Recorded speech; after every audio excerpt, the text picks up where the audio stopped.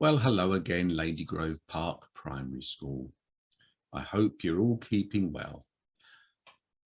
I've been invited in this week to speak to years 3 and 4 and do an assembly in person with them, but I thought I would share with the rest of you what I have told them. And I understand that this week we're looking at collaborators. So I wonder what you've already learnt about the word collaborators. When I'm asked to think about a word, I always turn to my dictionary to have a little look and see what it means and where it comes from. And my dictionary has told me that collaborator comes from Latin and is made up of sort of two words, co, meaning joint or mutual or common, and laborare, which means work. So it would seem to be a collaborator is someone who works jointly or mutually or commonly. In other words, works with other people. But the interesting thing is that as I thought about collaborator, and I talked to my wife, Mrs. Ballman, about this, we recognise that there's really two meanings to collaborator, both a positive meaning, because it means a person who works jointly on an activity or a project, an associate, but also has a negative meaning, a person who cooperates traitorously with an enemy, a defector. And certainly I remember in the Second World War, when the Nazis had taken over quite a bit of Europe, you heard about collaborators as people maybe in France or Belgium or the Netherlands and other places who worked alongside the Nazis against their own people. I like to also look, not surprisingly, at what the Bible has to say. And while it doesn't talk about collaborators using that word, it often actually describes some. And I thought I would just look at a few today. And some that really, I guess, have that question about, well, is it positive or negative to be a collaborator? So firstly, this guy on the left, or sorry, on the right, is a guy called Zacchaeus. And he was a tax collector. And he would have been absolutely hated by the Jewish people, his own people in those days, because he collected taxes for the Romans, who were an occupying force. And, well, what used to happen, I understand, is that tax collectors would not only collect the tax for the Romans, but would charge a little bit extra. And that would often mean that they ended up extremely wealthy. So you could sort of say, right, well, that's the negative side of collaborating, because they were working for the Romans, the occupying forces. But someone had to do it, I guess. And, well, tax collectors, or those people who did the tax collecting, had to have a job during that time. So you can see both sides there.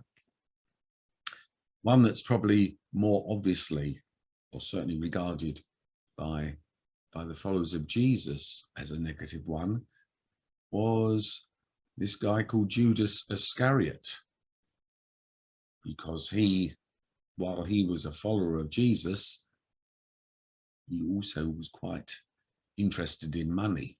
And so he was offered 30 pieces of silver by the Jewish authorities to betray Jesus. And so while Jesus was in a garden just before Easter, he came up to him and identified him as Jesus so that he could be arrested.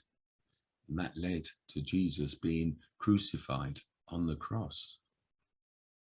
So you often might hear people say, "Oh, you Judas," which means that you're a bit of a betrayer. You worked for the enemy. You cheated. And then a third one that I think could be classed as a collaborator is this lady called Rahab. She lived in the city of Jericho, which at the time was lived in by the Philistines. And it just so happened that the Jews of the time were trying to take over the land. And so they sent some spies along to sort of work out how easy it would be to take over the land. And spies went into Jericho, and the king of Jericho heard about this and decided that he wanted to hunt out the spies. Rahab got them on the roof of her house and covered them with rushes, so that when the Philistine soldiers came and said, "Show me your house, let me look inside to see if you've got any spies." Well, it doesn't show it too well in this picture, but those soldiers couldn't find them. And later that evening, Rahab helped them to escape by climbing down the wall. And interestingly, Rahab is held up by the Jewish people as a great hero of faith. And it's also mentioned in the Bible that she is classed as a hero of faith. And yet I dare say for the Philistines, she would have been seen as a traitor, not very much different to Judas. So there's questions, isn't there? Collaborating, working with others. It can be a good thing as long as you're working for the right people and collaborating, working together to do something that is good. In the New Testament, again, it doesn't mention the word collaborating, but it often talks about the body. And while it's talking about the body in the context of, well, this is what church should be like, I think often what it says about the body is really just about what all forms of community ought to be like, whether it be a school, a family, a town, a country, a club, a team. And I thought I would just show you a little film, just a little excerpt about what the Bible teaches about, well, community, the body. A body isn't just a single part blown up into something huge. It's all the different but similar parts arranged and functioning together. If foot said, "I'm not elegant like hand, embellished with rings, I guess I don't belong to this body," would that make it so?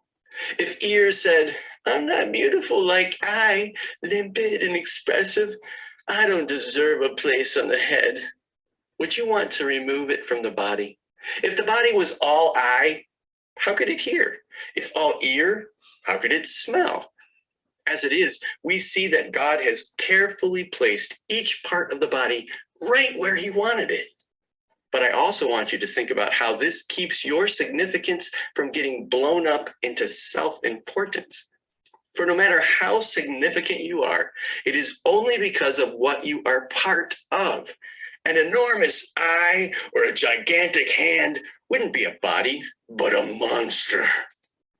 What we have is one body with many parts, each its proper size and in its proper place. No part is important on its own. Can you imagine eye telling hand, "Get lost, I don't need you," or head telling foot, "You're fired, your job has been phased out"? As a matter of fact, in practice, it works the other way.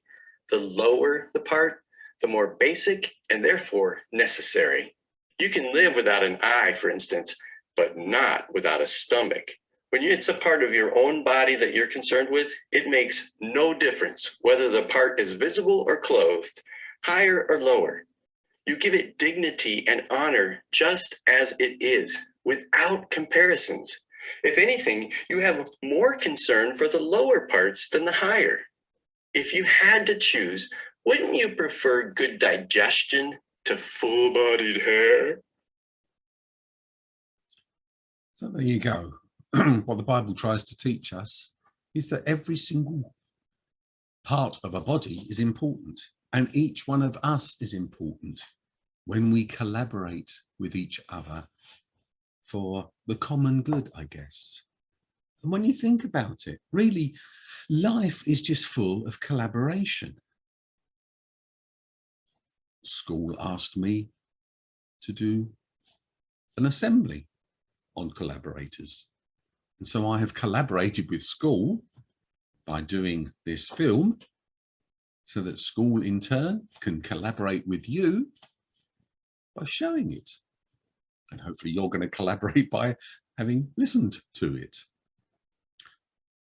On Friday, I will be collaborating with the bin men, because unless I get my bins from the back garden and push them to the front by the road, my bins won't be emptied. So I need to play my part to help the bin men to play their part to ensure that my rubbish gets taken away. We can collaborate with one another in so many different ways. And it's when we collaborate with one another for the common good, to support one another, to make this world a better place. Well, that's what we will achieve. A world where we're more caring for each other, where we're looking out for each other, where we're all playing our own part to make this world better. So let's just finish with a prayer, as I usually do. I'll finish by saying Amen. If you want to agree with the prayer, that's all that Amen really means. I agree. Otherwise, just think about all those different opportunities that you have to collaborate with one another at school, at home, in your neighbourhood, and how important it is for each one of us to play our part. Just going to close my eyes. So thank you for that, that image, that we all are part of this one big body. And just like each part of the body plays its own part, and only its own part, to help the body operate, help us to see the parts that we are invited to play in this world, in our community, in our school, in our family. May we learn to do the positive things in life that make the cogs of this world run smoothly and helpfully. Help us to be aware of those opportunities that we have every single day to collaborate with one another and change this world for the better. Amen. So, thank you for collaborating with me by listening to this video. I hope you have a good week next week for half term, and I'll see you again soon. God bless.